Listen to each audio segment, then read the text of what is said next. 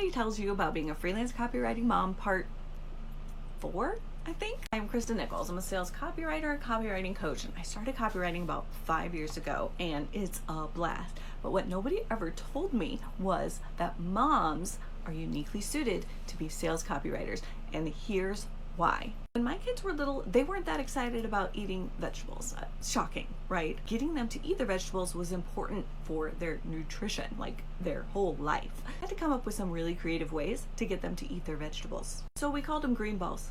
Whenever we had peas, they were green balls. They weren't peas, they were green balls. And the kids loved eating green balls. They did not love eating peas. Because we have been selling people on things for years and we didn't even know it.